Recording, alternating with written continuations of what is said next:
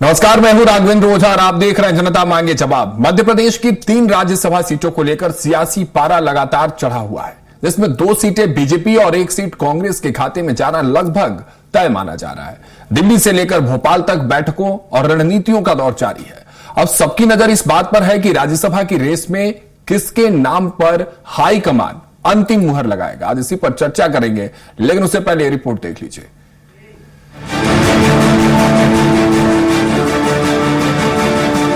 राज्यसभा चुनाव की आहट के साथ ही मध्य प्रदेश की राजनीति में हलचल तेज हो गई है। बीजेपी के हिस्से में आने वाली 2 सीटों को लेकर कई बड़े नाम चर्चाओं में हैं। सूत्रों के मुताबिक केंद्रीय मंत्री जॉर्ज कुरियन को रिपीट किए जाने की संभावना जताई जा रही है, तो वही बीजेपी के राष्ट्रीय महामंत्री तरुण चुग, पूर्व गृह मंत्री नरोत्तम मिश्रा और वरिष्ठ नेता अरविंद भदौरिया के नाम भी राजनीतिक गलियारों में चर्चा का केंद्र बने हुए हैं। बताया जा रहा है कि दिल्ली में पार्टी के शीर्ष स्तर पर उम्मीदवारों के नामों को लेकर मंथन चल रहा है। संगठन और सामाजिक समीकरणों के बीच ऐसा चेहरा तलाशा जा रहा है जो पार्टी की रणनीति को और मजबूत कर सके। बीजेपी की पूरी तैयारी है, हमारे सारा है। नेशनल जो हमारी बैठक होगी उसमें उम्मीदवार घोषित हो जाएंगे। पार्टी की तरफ से पूरी रणनीति और तैयारी। बीजेपी के साथ साथ कांग्रेस में भी राज्यसभा की एकमात्र सीट को लेकर सस्पेंस बना हुआ है। पार्टी के भीतर कई नामों पर चर्चा है, लेकिन अंतिम फैसला हाईकमान के हाथ में है। कांग्रेस नेताओं का दावा है कि संगठन पूरी तैयारी के साथ आगे बढ़ रहा है और जल्द ही उम्मीदवार के नाम पर निर्णय लिया जाएगा। कांग्रेस की कोशिश ऐसे चेहरे को आगे लाने की बताई जा रही है जो आगामी राजनीतिक रणनीति में पार्टी को मजबूती दे सके। यही वजह है कि दिल्ली में लगातार बैठकों का दौर जारी है और प्रदेश के नेताओं की नजरें भी हाईकमान पर टिकी हुई हैं। देखिए, जो भी होगा ये कांग्रेस पार्टी के आला कमान की तरफ से नाम आ जाएगा। सभी लोगों से सामूहिक चर्चा के बाद सभी लोग मिलकर इसके संवैधानिक तरीके से जो भी होगा वो सामने आ जाएगा। फिलहाल राज्यसभा चुनाव ने मध्य प्रदेश की राजनीति को नई गर्मी दे दी है। बीजेपी में संगठन और अनुभव के बीच संतुलन साधने की चुनौती है, तो कांग्रेस के सामने अपनी एकमात्र सीट पर सही चेहरा चुनने की परीक्षा।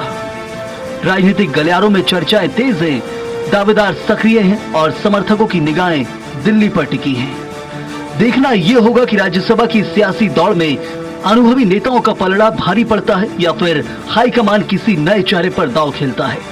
अगले कुछ घंटों या दिनों में तस्वीर साफ हो सकती है, लेकिन फिलहाल सबसे बड़ा सवाल यही है, राज्यसभा की रेस में आखिर कौन होगा फेस।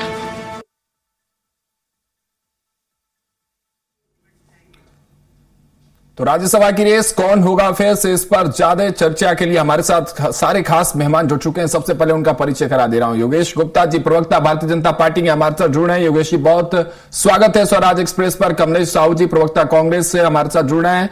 कमलेश जी, आपका बहुत बहुत स्वागत है। और भूपेंद्र सुलेरिया जी, वरिष्ठ पत्रकार हैं, हमारे साथ जुड़ चुके हैं, उनका भी बहुत बहुत स्वागत है। योगेश जी, शुरुआत आपसे कर रहा हूं।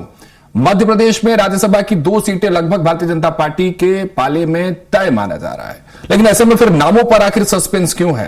ये पर्दा, ये राज आखिर कब उठेगा? ये सस्पेंस से तस्वीरें कब सामने आएगी? अरविंद जी, मध्य प्रदेश में भारतीय जनता पार्टी का संगठन, प्रदेश का नेतृत्व और केंद्रीय नेतृत्व बैठकर जो नाम तय करते हैं वो प्रत्याशी के तौर पर आप सम्मानित मीडिया के माध्यम से जनता के समक्ष आता है। और निश्चित रूप से पिछले 8-10 दिनों के मंथन के बाद माननीय प्रदेश अध्यक्ष हेमंत खंडेलवाल जी, माननीय मुख्यमंत्री डॉक्टर मोहन यादव जी, क्षेत्रीय संगठन महामंत्री अजय जामवाल जी के साथ जो 1-to-1 बैठकें हुई, तत्पश्चात दिल्ली में कल मध्य प्रदेश प्रदेश अध्यक्ष माननीय हेमंत खंडेलवाल जी दिन भर चर्चा करके अपनी सूची सौंप कर आए और तत्पश्चात आज 4:30 बजे लगभग फ्लाइट से डॉक्टर मोहन यादव जी दिल्ली में हैं। तो मैं समझता हूं कि आज रात तक, यथासंभव आज रात तक या कल सुबह तक प्रत्याशी घोषित कर दिए जाएंगे, जो आप सम्मानित मीडिया के समक्ष होंगे। हमारे यहाँ कैडर बेस्ड संगठन है, जो केंद्रीय नेतृत्व, जो प्रदेश का नेतृत्व बैठकर तय करता है, वो सर्वमान्य होता है। लेकिन योगेश जी, पैमाना क्या होगा? पैमाना क्या होगा? नामों का पैमाना क्या होगा? वफादारी, संगठन, अनुभव या सामाजिक प्रतिनिधित्व? क्योंकि देखिए ना, एक लंबी फहरिस्त है। भारतीय जनता पार्टी के भीतर भी जॉर्ज कुरियन है, तरुण चुग है, अरविंद भदौरिया है, नरोत्तम मिश्रा है, लाल सिंगारे, इनके नाम सामने तेजी से चल रहे हैं। तो क्या समझा जाए? मतलब कि ज्यादा दावेदार होना पार्टी की ताकत है या अंदरूनी प्रतिस्पर्धा है? इस चैलेंज से कैसे भारतीय जनता पार्टी उभरेगी? देखिए राघवेंद्र जी, माननीय प्रदेश अध्यक्ष हेमंत खंडेलवाल जी सार्वजनिक रूप से उनकी टैगलाइन है जो मुझे व्यक्तिगत रूप से बहुत पसंद है। भारतीय जनता पार्टी के संगठन में प्रत्येक कार्यकर्ता में कार्यकर्ता का भाव होना चाहिए। ठीक है। और जिस कार्यकर्ता में कार्यकर्ता का भाव होता है उसके योग्यता के अनुरूप संगठन तय करता है कि कौन किस भूमिका में जाएगा, और निश्चित रूप से क्षेत्रीय संतुलन, जातिगत संतुलन, ये सब मद्देनजर रखते हुए प्रत्याशी चयन किए जाएंगे। और मैं ये मानता हूं कि हमारा प्रदेश का नेतृत्व और केंद्रीय नेतृत्व नाम तय कर चुके हैं। ठीक है कमलेश जी, घोषणा होना बाकी है। घोषणा होना बाकी। कमलेश जी, आपके भीतर क्या प्रोसेस चल रहा है, कांग्रेस के भीतर क्या प्रक्रिया है? ये तो कह रहे हैं कि हाँ भाई इनका क्लियर हो जाने वाला है और तमाम समीकरण इनका सेट हो चुका है, कुछ ही घंटों में नाम जरूर, लेकिन आप लोग सस्पेंस क्यों बनाए हुए हैं? आपके भीतर सब कुछ बैलेंस्ड है, संतुलित है, या कोई चुनौती है जिसको साधने की अब तक कोशिश चल रही है भीतर? देखिए, कोई चुनौती नहीं है। कांग्रेस का भी स्टैंड एकदम साफ है। कांग्रेस की एक निर्धारित सीट है जिसके लिए हमारे पास पर्याप्त संख्या है विधायकों की, किसी प्रकार का कोई असमंजस नहीं है। और हमारा राष्ट्रीय नेतृत्व, प्रदेश का नेतृत्व जिनके लिए जिस नाम पर मोहर लगा देगा उस नाम के पीछे सारे विधायक हमारे खड़े होंगे पूरी एकजुटता के साथ। ये भी कांग्रेस के लिए बड़ी समस्या है कमलेश जी, क्योंकि जो गुटबाजी और अंतरकलह की तस्वीरें हैं कांग्रेस के भीतर, ये भी कांग्रेस की एक बड़ी समस्या मुझे लगती है होने वाली होगी। क्या उस नाम पे जितने भी कांग्रेस के भीतर जिस तरह की गुटबाजियां नजर आती हैं वो गुट सहमति अपनी देंगे? ये भी बड़ी चुनौती होगी।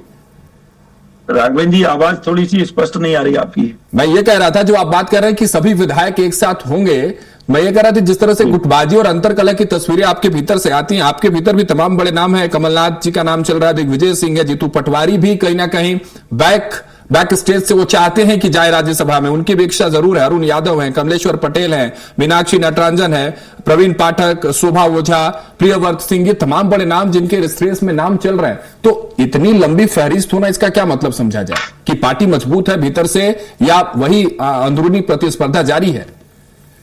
नहीं, कोई असमंजस की स्थिति नहीं है। हमारे सभी नेताओं के जिनके आपने नाम बताए हैं वो सभी वरिष्ठ नेता हैं, अनुभवी नेता हैं। उनमें से जो भी तय होगा वो राज्यसभा के लिए निर्धारित होगा, उसके पीछे सारे विधायक खड़े होंगे। जहां तक आपने जीतू पटवारी जी की बात कही, जीतू पटवारी जी हमारे नेता हैं, प्रदेश के प्रदेश अध्यक्ष हैं सम्मानीय, और उन्होंने अपनी बात साफ कर दी है। उन्होंने कहा कि आज मेरी आवश्यकता आज प्रदेश में है और वो प्रदेश के लोगों की, प्रदेश की जनता की, आम जनता की लड़ाई लड़ रहे हैं। उन्होंने साफ कहा है कि मुझे राज्यसभा में नहीं जाना। और बाकी अन्य नेता जितने भी आपने नाम कहे सभी अनुभवी हैं, और पार्टी जिस नाम पर मोहर लगाएगी वो स्पष्ट होगा। कोई असमंजस की स्थिति नहीं है, कोई विवाद नहीं है, कोई मतभेद नहीं है। पैमाना क्या होगा कांग्रेस का पैमाना क्या होगा नाम को लेकर? देखिए, पैमाना हम लोकतंत्र पर भरोसा करने वाले लोग हैं। हम हमारे लोकतंत्र की लड़ाई जनता के मुद्दों पर बात उठाने की जो बात है, जनता के मुद्दों को जो मजबूती के साथ उठाएगा, जिसका राजनीतिक अनुभव अच्छा होगा, उसको पार्टी निर्धारित करेगी। इसमें कोई असमंजस तो मतलब जो ये नाम है उसमें आपको क्या लगता है, राजनीतिक अनुभव नहीं है उनके पास, या उनके पास वो व्यक्तित्व नहीं है जिसकी आप बात कर रहे हैं? दिग्विजय सिंह के पास नहीं है, कमलनाथ जी के पास नहीं है, या चाहे अरुण यादव के पास नहीं है? बड़ी सारे लोग हमारे बहुत अच्छे और अनुभवी नेता हैं। इनके ऊपर कोई भी प्रश्न चिन्ह नहीं है। जिसको पार्टी तय करेगी उसके पीछे सारे विधायक खड़े होंगे, मैंने ये कहा, और सारे अनुभवी लोग हैं। पार्टी अपनी रणनीति तय करेगी, हमारा केंद्रीय नेतृत्व तय करता है, प्रदेश का नेतृत्व तय करता है। जहां तक नामों की बात है तो मैंने पहले कहा कि हम लोकतंत्र पर भरोसा करने वाले लोग हैं और विचार विमर्श हो सकता है। पार्टी की एक प्रक्रिया होती है, सब अपने अपने विचार रखने की एक परंपरा होती है। हमारी पार्टी में परंपरा है और उस परंपरा का निर्वहन करते हुए कोई एक नाम तय होगा, उस नाम के पीछे सारे लोग खड़े होंगे, पूरी एकजुटता के साथ खड़े होंगे। योगेश जी, आप कुछ कह रहे थे, वो कह रहे हैं उनके भीतर लोकतांत्रिक व्यवस्था है। आपकी व्यवस्था किस तरह से? क्या कोई चौंकाने वाला काम या नाम फिर से आने वाला है क्या भारतीय जनता पार्टी के भीतर से? क्योंकि आप लोग की रणनीति अक्सर ऐसी होती है कि अचानक से at the last hour, at the last moment ऐसा नाम आता है कि कमलेश साहू जी भी चौंक जाते हैं, हम लोग भी चौंक जाते हैं और जनता भी चौंक जाती है कि भाई आखिर ये नाम आया कहां से, किस समीकरण से, किस पैमाने से नाम आया? देखिए, कांग्रेस पार्टी के अंदर अगर बात की जाए तो इनका आंतरिक और बाहरी लोकतंत्र हमने विधानसभा चुनावों में भी देखा था, जिला अध्यक्षों की रायशुमारी में भी देखा था और लोकसभा चुनावों में भी देखा था कि किस प्रकार कपड़े फाड़ पार्टी है ये, और एक दूसरे के ऊपर किस प्रकार आक्रामकता के साथ प्रहार किया जाता है जब इनका प्रत्याशी चयन नहीं हो पाता है। तो सर्वसम्मति की बात कांग्रेस का मुख से सुनना बेईमानी है। कांग्रेस के अंदर आज 1 अनार और 5 बीमार वाली कहावत है। 5 बीमारों के नाम आपने अपने श्री मुख से उल्लेखित कर दिए। रही बात भारतीय जनता पार्टी की, तो निश्चित रूप से भारतीय जनता पार्टी में टॉप टू बॉटम अगर कोई नाम ऊपर से आता है तो वह सर्वमान्य होता है, और निश्चित रूप से भारतीय जनता पार्टी तीसरी सीट के प्रत्याशी को लेकर भी गंभीर मंथन कर रही है। जैसा कि आपने कहा, चौंकाने वाला नाम हो सकता है, निश्चित रूप से हो सकता है, मैं इनकार नहीं करूंगा। भारतीय जनता पार्टी अपनी रणनीति के तहत अपनी जनता के इच्छाओं के अनुरूप केंद्र में और प्रदेश में शासन कर रही है, और उसी के तारतम्य में मैं समझता हूं कि निश्चित रूप से योग्य प्रत्याशी तीनों हमारे भारतीय जनता पार्टी के आने वाले हैं, और तीनों सीटों पर भारतीय जनता पार्टी पूरी जोर के साथ अपना प्रयास करेगी।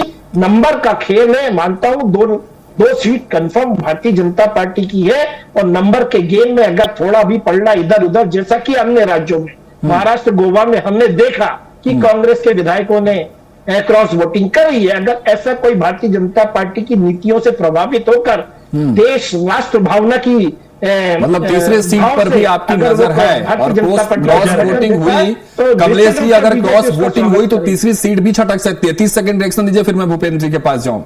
तीसरे सीट पर भी दावेदारी पेश कर रहे हैं राघवेंद्र जी। योगेश जी स्वयं अपनी मंशा जाहिर कर रहे हैं। ये लोग लूट पर भरोसा करते हैं और लूटने की तैयारी पहले से करके रखते हैं। कोई लूट नहीं। लेकिन मैं आपको बता दूं, कांग्रेस का एक एक सिपाही, कांग्रेस का एक एक कार्यकर्ता, हम लोकतंत्र पर भरोसा करने वाले लोग हैं। हमारे पास पर्याप्त संख्या है। एक सीट पर हमारी जो नजर है, एक सीट हमारे खाते की है, हम उस एक सीट पर पूरी ताकत के साथ लड़ेंगे, और हमारे पास तो एक सीट से ज्यादा भी संख्या है। अब ये रही बात योगेश जी की। अब योगेश जी का कहना है कि हमारे यहाँ निर्णय सामूहिकता से होता है, और वही कह रहे हैं कि हमारे यहाँ ऊपर से एक नाम आ जाएगा। तो वो बात तो आप भी कह रहे हैं, वो बात तो आपके भीतर भी है ना। नहीं तो फिर मध्य प्रदेश में जो बैठकें हुई हैं, उन बैठकों का क्या मतलब? दोनों तरफ से तो हाईकमान से ही नाम आना है। देखिए, हमारे यहाँ हमने पहले कहा कि हम लोकतंत्र पर भरोसा करने वाले लोग हैं। हमारे यहाँ पूरा अच्छा, मतलब आप करें तो लोकतंत्र, और योगेश जी वही काम कर रहे हैं तो लोकतंत्र से परे हो गया वो काम। ये आरोप गलत है ना कमलेश जी? ठीक है, मैं लौटूंगा।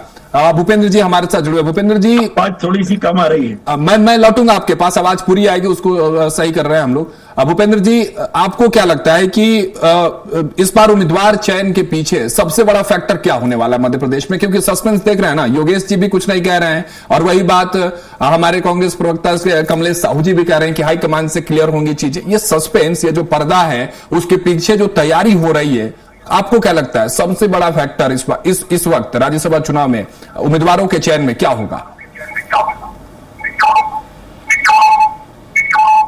निश्चित रूप से संगठनात्मक चुनाव होते हैं, और संगठन की क्षमता देखी जाती है उसमें, कि संगठन या जातिगत हिसाब से, राजनीति हिसाब से, और जो परिवेश है भारतीय राजनीति को, उसके हिसाब से संगठन तय करता है कि इसमें संगठन की मजबूती कितनी ज्यादा है। क्योंकि ये समन्वय का विचार होता है, क्योंकि विधायक इसमें वोट डालते हैं। तो संगठन जो अगर सर्वप्रिय या सर्वमान नेता होगा, तो उसके प्रति संगठन की जो विधायक चुन के आते हैं, वो निश्चित रूप से सहभागिता लेते हैं, वरना विरोध के स्वर सुनाई देते हैं। अब बात रही बीजेपी और कांग्रेस की, तो बीजेपी के लिए 2 सीट परिपक्व है, पूर्णतः है, और कांग्रेस के लिए 1 सीट है। लेकिन उनका गणित जो है, जिस हिसाब से वो चाहते हैं, तो ऊपर का संगठन ने कह रखा है कि अब क्लियर हो गया कि उनकी निगाहें 1 सीट पे नहीं है। वो निश्चित रूप से बीजेपी चाहेगी कि हम 2 सीटों पे जीते। लेकिन अगर उनका उम्मीदवार लचर हो गया, समन्वय वाला नहीं हुआ और विरोध की स्थिति आ गई, तो बीजेपी उसमें सीट मार सकती है, इसमें कोई दो मत नहीं है। और खास तौर से संगठनात्मक रूप से नाम नीचे से जाते हैं, लेकिन ऊपर नाम तय होते हैं। 3-3 नाम रहते हैं, सामान्य से भी रहे होंगे और SC ST OBC से भी रहे होंगे। इस तरह से पैनल, मुझे ये लगता है कि एक व्यक्ति ST का जरूर जाएगा मध्य प्रदेश से, क्योंकि जो यहाँ पे उम्मीदवार थे सोलंकी जी, उनकी कार्यकाल हो रहा है, और उसके परिप्रेक्ष्य मुझे नहीं लगता कि उनको रिपीट करेंगे। और क्योंकि उनके पास दूसरे जनजाति के महिला हो चाहे वो पुरुष हो उसको अवसर देंगे, क्योंकि जनजाति पर विशेष का फोकस है। दूसरी बात, एसपी के लिए भी बड़े अतर सिंह आर्य जी का नाम है, बड़ा नाम है, वो भी है।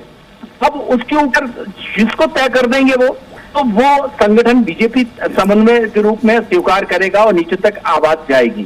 लेकिन कांग्रेस अगर इस फिसलन में निश्चित रूप से अगर वो समन्वय वाला नेता नहीं आया और उसमें अगर उसका कद इतना नहीं है कि वो विधायकों को अपनी ओर आकर्षित कर सके या मतदान में प्रेरित कर सके, तो उस फिसलन में फायदा उठा सकती है बीजेपी।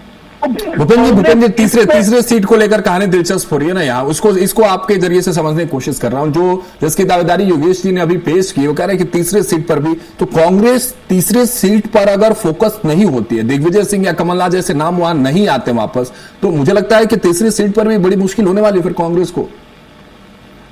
निश्चित रूप से उनको ऐसा नेता चाहिए जो हमेशा बड़ी राजनीति में रहा और जिसने विधायकों के साथ और विधानसभा चुनाव और लोकसभा चुनाव में राजनीति में बड़ा अनुभव है, और साथ में वो समन्वय, उसके जो विरोध होगा उसको समन्वय को शांत कर सकता है। अगर ये चीज स्थिति नहीं रही तो कांग्रेस समझ रही है कि बीजेपी जिस तरह से वटवृक्ष के रूप में फैल रही है और उसके समन्वय को तोड़ रही है, तो कांग्रेस जब इस राजनीति के मर्म को समझ रही है और अगर उसमें भी गलती करेगी तो ये कांग्रेस की बहुत बड़ी गलती होगी। लेकिन मुझे लगता है कि कांग्रेस इस चीज को समझेगी और कांग्रेस ऐसा कैंडिडेट लाएगी जो विधायकों में समन्वय तय करेगा। और कमलनाथ जी का नाम उसमें सबसे रेस में आगे चल रहा है। तो 2018 में वो सीएम बने, तो इससे पहले केंद्रीय मंत्री भी रहे, तो विभिन्न दायित्वों में रहे और उनका चाहे सरकार हो चाहे विपक्ष, दोनों के बीच में समन्वय रहा। हो सकता है कि हाईकमान उनके लेवल पे, क्योंकि 2018 का चुनाव विधानसभा का जो लड़ा गया था और उनको मुख्यमंत्री बनाया गया था, तो उस समय की जो स्थिति थी काफी उनके अनुकूल थी और दिग्विजय जैसा ग्रुप जो था तो उनके साथ खड़ा हुआ था। तो ये जो ग्रुपबाजी की राजनीति है वो भी उनको साथ कमलनाथ जी को पूरा सपोर्ट करेगी। और अगर इस तरह से नहीं हुआ तो निश्चित रूप से डगर उनके लिए कठिन हो जाएगी। लेकिन मुझे ये लगता है कि कांग्रेस इस चीज को कई राज्यों से, चाहे आप गोवा हो, अन्य राज्यों से भी समझ सकते हैं, तो इस तरह से चीजें हैं। और आज की राजनीति जिस तरह से बढ़ रही है, चाहे आप अभी पश्चिम बंगाल का देख लीजिए, अभी शपथ लिए हुए 4 तारीख को परिणाम हुए थे, आज 3 तारीख है और वहां पार्टी दूसरी पार्टी बन गई। तो जिस तरह से राजनीति समीकरण जिस तरह से बदल रहे हैं और परिवेश जिस तरह से बदल रहा है, तो ये निश्चित रूप से कांग्रेस को इस चीज से, क्योंकि आने वाले विधानसभाओं में भी जाना है और अगले 5 चुनाव होने हैं विधानसभा के, उनके समर में भी जाना। अगर वो विपक्षी से एकजुटता नहीं बना रखेंगे तो निश्चित रूप से उनकी सत्ता की जो अभी लंबा वनवास है और वनवास हो जाएगा। कमलेश जी, आवाज पहुंच रही है आप तक प्रॉपर? कमलेश जी, आवाज जा रही है? जी आ रही है। हाँ, तो अगर आवाज जा रही है तो ये बताइए कि एकजुटता को लेकर जो सवाल है, जो मैंने शुरुआत में भी आपसे पूछा था, उसको लेकर कैसे बैलेंस करेंगे? क्योंकि नो डाउट आप कितना भी कह लें कि नहीं सब कुछ अंदर ठीक है, everything is good and well, लेकिन तस्वीरें बयां करती हैं। आपके कई ऐसे नेता हैं जो ऑन कैमरा है, ऑन रिकॉर्ड है, ये सारी चीजें, उन्होंने इच्छा जाहिर की कि भाई मुझे भी राज्यसभा जाना है। अब इस बीच जब फाइनल नाम आने को है, दिग्विजय सिंह ने भी कह दिया कि भाई मुझे नहीं जाना, किसी युवा चेहरा को मौका दो। अब इस बीच बैलेंस करना ये बड़ी चुनौती है मेरे हिसाब से, लेकिन आप इसको अगर स्वीकार नहीं रहे तो अच्छी बात है, कोई अच्छा नाम आए सामने जो आपके लिए बेहतर हो। देखिए, स्वीकार करने वाली कोई बात नहीं है जब चुनौती है ही नहीं, कोई किसी प्रकार की कोई चुनौती नहीं है। जहां तक अपनी इच्छा व्यक्त करने की बात है, आपने कहा कि ऑन कैमरा कई लोग आए, कई नेता हमारे सामने आए, अच्छा है, उनकी इच्छा हो सकती है, लोकतंत्र है, अपनी अपनी इच्छा सारे लोग बयां करते हैं। लेकिन मैंने पहले कहा कि हमारा केंद्रीय नेतृत्व जो तय करेगा, हमारा प्रदेश का नेतृत्व जो तय करेगा, हमारी पार्टी जो तय करेगी, आदरणीय मल्लिकार्जुन खड़गे जी जो तय करेंगे, उस पर जिस नाम पर मोहर लग जाएगी वह नाम तय होगा। इसमें किसी प्रकार की कोई असमंजस की स्थिति नहीं है। अच्छी बात है। मैंने पहले कहा कि लोकतांत्रिक पार्टी है, बात रखने का अधिकार है, इच्छा व्यक्त करने का अधिकार है। और जहां तक आदरणीय वरिष्ठता की बात है, चाहे कमलनाथ जी हो, चाहे दिग्विजय सिंह जी हो, चाहे अन्य जो नाम लिए गए, उन सारे नामों में से मैंने पहले कहा सारे लोगों का राजनीतिक अनुभव बहुत अच्छा है, सारे लोगों को बैलेंस करना आता है। हमारे यहाँ नेताओं की कोई कमी नहीं है, और जो एक नाम पर सहमति बनेगी वह एक नाम ऐसा फाइनल होगा जिसके पीछे पूरी कांग्रेस खड़ी रहेगी। ठीक है योगेश जी, इसमें कोई योगेश जी आप कुछ कह रहे हैं, वो बात तो जरूर कही है, लेकिन जो बात कह रहे हैं कि लोकतांत्रिक व्यवस्था को लेकर सवाल उठा रहे हैं, उस पर क्या जवाब देंगे? कह रहे हैं कि इनके भीतर बहुत ही डेमोक्रेटिक तरीके से ये सारी चीजें होती हैं, आपके भीतर नहीं होती हैं। क्या डिफरेंस है? उस डिफरेंस पर मैं चाहता हूं कि आप जवाब दें। बीजेपी और कांग्रेस के भीतर जिस तरह से ये डेमोक्रेटिक की बात कर रहे हैं, डेमोक्रेसी की बात कर रहे हैं, उसमें क्या अंतर क्या है? देखिए राघवेंद्र जी, कांग्रेस पार्टी आज लोकतंत्र को लेकर असमंजस की स्थिति में, वो अपनी मंशा के अनुरूप, अपनी इच्छाओं के अनुरूप कभी लोकतंत्र को मान्य करती है, कभी लोकतंत्र को अमान्य करती है। कहने का तात्पर्य कि देश की जितनी भी संवैधानिक संस्थाएं, उनमें से एक भी संस्था के ऊपर कांग्रेस ने उंगली ना उठाई हो, ऐसा पिछले 10-12 सालों में देखने में नहीं आया। तो कांग्रेस अपने हिसाब से लोकतंत्र को चयन करती है। तो कांग्रेस की लोकतंत्र की बात नहीं करते हुए मैं इससे आगे जाना चाहूंगा कि नंबर का खेल है। 3 सीटें हैं, 3 विधायक कांग्रेस के, 2 सस्पेंड है, एक राजेंद्र भारती जी, एक मुकेश मल्होत्रा जी, तीसरा विधायक बीना का, जिसके लिए कांग्रेस संगठन खुद कह चुका है, उमंग सिंगार इनके नेता प्रतिपक्ष, उनके खिलाफ कोर्ट में याचिका लगा चुका है। स्पष्ट है। तो असमंजस की स्थिति है, नंबर का गेम है, कितने नंबर पे एक विधायक है, ये आप सम्मानित मीडिया के समक्ष है। तो भारतीय जनता पार्टी यथासंभव प्रयास करेगी कि तीसरी सीट भी लोकतांत्रिक तरीके से ही जीतेंगे।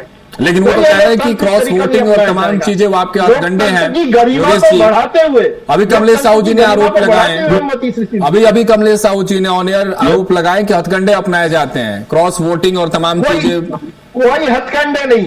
अगर भारतीय जनता पार्टी की आवाज नहीं आ रही नीति से प्रभावित होकर, राष्ट्रवाद की भावना से प्रेरित होकर अगर कोई भारतीय जनता पार्टी को अपना समर्थन देता है, तो ऐसे विधायकों का भारतीय जनता पार्टी हृदय से आभार भी व्यक्त करेगी, स्वागत भी करेगी और लोकतांत्रिक तरीके से उसका अनुपालन भी करेगी। ठीक है, आप दोनों जरूर कह रहे हैं कि कोई पॉलिटिकल चैलेंज नहीं है, लेकिन भूपेंद्र जी, कमलेश जी, मैं लौटूंगा आपके पास, समय हमारे पास जरा कम है। भूपेंद्र जी, दोनों प्रवक्ता जरूर ये कह रहे हैं कि पॉलिटिकल चैलेंज नहीं है। योगेश जी अपनी जगह बिल्कुल सही है, नंबर गेम है, जिनके पास नंबर हुए वो जरूर आगे बढ़ जाएंगे। और उससे पहले जो फैक्टर है कि आखिर चेहरा कौन सा सामने आता है, ये सबसे बड़ा फैक्टर है। लेकिन आपका अनुभव क्या कह रहा है इन दोनों पार्टियों के लिए इस राज्यसभा चुनाव में सबसे बड़ा पॉलिटिकल चैलेंज, जो राजनीतिक चुनौती है, वो क्या होने वाला है स्पष्ट तरीके से? भूपेंद्र जी देखिए राघवेंद्र जी, निश्चित रूप से देखिए बीजेपी के तो प्रवक्ता को पता नहीं होगा कि कौन से कैंडिडेट आएगा, तो वो तो निश्चित रूप से उनके योगेंद्र जी अच्छा बोल रहे हैं, क्योंकि लोकतांत्रिक प्रक्रिया से होगा और हमारे राष्ट्रवादी विचारधारा उनकी अच्छी बात है। लेकिन बीजेपी के जो राजनीति को मैंने जिस तरह से 14 के बाद कवर किया और देखा है, वहां पे सिर्फ पता किसी को नहीं रहता है, नाम नीचे से जरूर जाते हैं, उसमें से एक तैयार होता है। तो ये पहले से परंपरा रही, 3 नाम हर दृष्टि से जाते हैं, लेकिन ये बहुत सीक्रेट रहता है। अब इसका नाम न मीडिया को पता चलता है, न वहां नीचे कार्यकर्ता को। इसलिए तो मैंने कहा कि कोई चौंकाने वाला नाम सामने ना आ जाए। नहीं, उसमें क्लियर है, एक एसटी का कैंडिडेट बिल्कुल होगा, क्योंकि जिस तरह से बीजेपी एसटी समुदाय के लिए काम कर रही है और यहाँ पे एक एसटी की ही सीट थी सोलंकी जी की, तो निश्चित रूप से अब उसमें ये है कि देखिए राज्यसभा चुनाव में एक जातिगत समीकरण, राजनीति के महत्वाकांक्षा है, संगठन का पहलू, ये सब चीजें रखी जाती है, उस हिसाब से तय किया जाता है। अब ये ऊपर लेवल का है कि क्योंकि यहाँ महत्वपूर्ण राजनीति के हिसाब से भारतीय जनता पार्टी के लिए मध्य प्रदेश हमेशा रहा है, क्योंकि शुरुआती समय का यही राज्य है जो हमेशा लीड देता था। और आज की राजनीति, चाहे बड़े नेता हो, उन्होंने राजनीति यहीं से शुरू की। तो कांग्रेस के साथ ये दिक्कत है सबसे बड़ी कि कांग्रेस के क्षेत्र बहुत है और लंबे समय से राजनीति से दूर, सत्ता से दूर है, और जिसके कारण क्या है कि वो समन्वय अगर नहीं बना पाएंगे तो निश्चित रूप से उस फूट का और दरार का फायदा बीजेपी उठा लेगी। तो ये एक बहुत बड़ा चैलेंज है, और इस चैलेंज के लिए देखिए प्रवक्ता हमेशा मीडिया के सामने यही कहेंगे, उनकी व्यवस्था है और सत्य भी है कि वो यही कहेंगे हमारे यहाँ कुछ भी नहीं है, गड़बड़ और हम जीत रहे हैं। लेकिन बात यह है कि जिन लोगों को तय करना है वो सीट, अगर उस सीट के रूप में छतप के रूप में नहीं तोड़ पाए और सभी छतप में हमेशा जो गुटबाजी के लोग हैं उनके रूप में एक समन्वय कैंडिडेट नहीं आया। बिल्कुल, डैमेज कंट्रोल को लेकर कांग्रेस के भीतर शुरू से समस्या रही। भूपेंद्र जी जो आप बात कर रहे हैं, ये बात कहीं ना कहीं कमलेश जी भी समझ रहे होंगे, लेकिन ठीक है, जो बात आप कह रहे हैं कौन यार, ये तो यही कहेंगे कि सब कुछ बढ़िया है, सब कुछ चंगा सी। लेकिन अब देखने वाली बात होगी कमलेश जी और योगेश जी की जब आप दोनों के तरफ से सस्पेंस को क्लियर किया जाएगा, नाम जब सामने होंगे और उस पर जब मुहर लगेंगे, फिर क्या व्यवस्था बनती है। फिलहाल इस चर्चा में आप तीनों का हमारे साथ जुड़ने के लिए बहुत बहुत शुक्रिया। कमलेश जी आपका, योगेश जी आपका, भूपेंद्र जी आपका, बहुत बहुत शुक्रिया हमारे साथ इस खास चर्चा में जुड़ने के लिए। तो देखिए, राज्यसभा की ये रेस है, लेकिन इस रेस में किसका फेस सामने आएगा इसको लेकर अभी थोड़ा इंतजार जरूर करना होगा। दोनों पार्टियों की तरफ से नामों को लेकर, चेहरों को लेकर मंथन देश की राजधानी दिल्ली में जारी है। नाम सामने होंगे, चुनाव सामने होगा, उसके बाद इन तीनों सीटों पर कौन काबिज करेगा, किसके हिस्से में ये तीनों सीटें जाएंगी, ये सारी तस्वीरें जरूर साफ हो जाएंगी। फिलहाल इस चर्चा में मेरे साथ इतना ही। आप देखते रहिए स्वराज एक्सप्रेस।